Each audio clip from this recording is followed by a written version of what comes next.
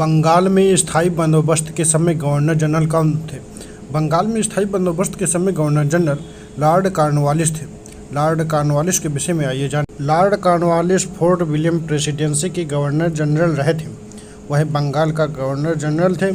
इन्होंने 1793 ईस्वी में बंगाल में स्थायी बंदोबस्त के रूप में एक नई राजस्व पद्धति की शुरुआत की। इनके समय में जिले के सभी अधिकार कलेक्ट्रेट को दे दिया गया और इसे ही भारतीय सिविल सेवा का जनक माना जाता है। स्वतंत्र भारत के प्रथम गवर्नर जनरल कौन थे? स्वतंत्र भारत के प्रथम गवर्नर जनरल की बात करें तो उस समय लॉर्ड माउंटबेटन थे।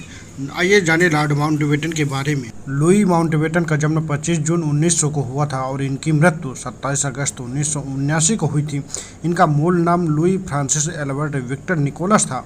वह भारत के आखिरी वायसराय थे और स्वतंत्र भारतीय संघ के पहले गवर्नर जनरल भी थे। स्वतंत्र भारत के प्रथम एवं अंतिम भारतीय गवर्नर जनरल कौन थे? अगर हम स्वतंत्र भारत के प्रथम और अंतिम गवर्नर जनरल की बात करें तो श्री राजगोपालाचारी थे। आइए जानें श्री राजगोपालाचारी के विषय में। चक्रवर्ती राजगोपालाचारी का जन्म 10 दिसंबर 1878 को हुआ था और इनकी मृत्यु 25 दिसंबर 1972 को हुई थी। भारत के वकील, लेखक, राजनीतिक और दार्शनिक थे। वे राजाजी नाम से भी जाने जाते। वे स्वतंत्र भारत के द्वितीय गवर्नर जनरल और प्रथम भारतीय गवर्नर जनरल थे। भारत का प्रथम गवर्नर जनरल कौन था? भारत के प्रथम गवर्नर जनरल की बात करें तो लॉर्ड विलियम बेंटिंक थे। आइए जानें लॉर्ड विलियम बेंटिंक के बारे में। लॉर्ड विलियम बेंटिंक भारत के गवर्नर जनरल रहे थे। ये भारत के governor general Lord William Bentinck 1828 से 1835 तक भारत में शासन किया। इनके द्वारा सामाजिक सुधार, शैक्षणिक सुधार, वित्तीय सुधार, सरकारी सेवाओं में सुधार के अनेक प्रयास किए गए। भारत का अंतिम गवर्नर जनरल जो भारत का प्रथम वायसराय बना, तो भारत का अंतिम गवर्नर जनरल जो भारत का प्रथम वायसराय बना वो थे लॉर्ड कैनिंग। आइए लॉर्ड कैनिंग के विषय में कुछ जानें। लॉर्ड कैनिंग भारत के अंतिम गवर्नर जनरल और देश के पहले वायसराय थे। 1858 में रानी की घोषणा के बाद सरकार को कंपनी से क्राउन में स्थानांतरित कर दिया गया था। कैनिंग मौजूदा गवर्नर जनरल को क्राउन के एजेंट वायसराय के रूप में फिर से नियुक्त किया गया। उन्हें सिस्टम में लाए गए कई सुधारों के लिए जाना जाता है। उनके शासनकाल में कलकत्ता, बॉम्बे और मद्रास में विश्वविद्यालय स्थापित किए गए। मार्ले मिंटो अधिनियम 1909 के समय भारत के गवर्नर जनरल कौन थे? मार्ले मिंटो अधिनियम 1909 के समय भारत के गवर्नर जनरल लॉर्ड मिंटो द्वितीय थे। आइए जानें लॉर्ड मिंटो द्वितीय के बारे में। लॉर्ड मिंटो द्वितीय लॉर्ड कर्जन के बाद 1905 से 1910 ईस्वी तक भारत का वायसराय तथा गवर्नर जनरल रहा। वह लॉर्ड मिंटो प्रथम का प्रपौत्र था।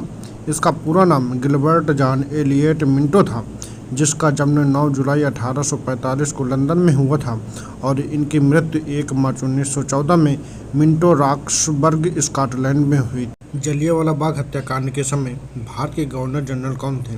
तो जलियांवाला बाग हत्याकांड के समय भारत के गवर्नर जनरल लॉर्ड चेम्सफोर्ड थे।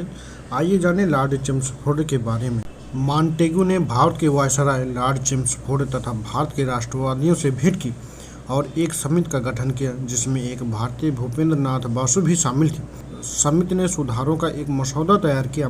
प्रस्तावित सुधारों के एक अंतिम प्रारूप को जुलाई 1918 में प्रकाशित किया गया, जिसे 1919 का भारत सरकार अधिनियम कहते हैं। रोलेक्ट एक्ट के समय भारत का गवर्नर जनरल कौन था? रोलेक्ट एक्ट के समय भारत के गवर्नर जनरल लॉर्ड चेम्सफोर्ड थे। आइए जानें लॉर्ड चेम्सफोर्ड के बारे में। गुलाम भारत में ब्रिटिश सरकार के चल रहे दमनकारी और अमानवीय कार्यों को गति देने के लिए वर्ष 1919 में एक कानून पारित किया गया। इसका नाम रॉलेट एक्ट था।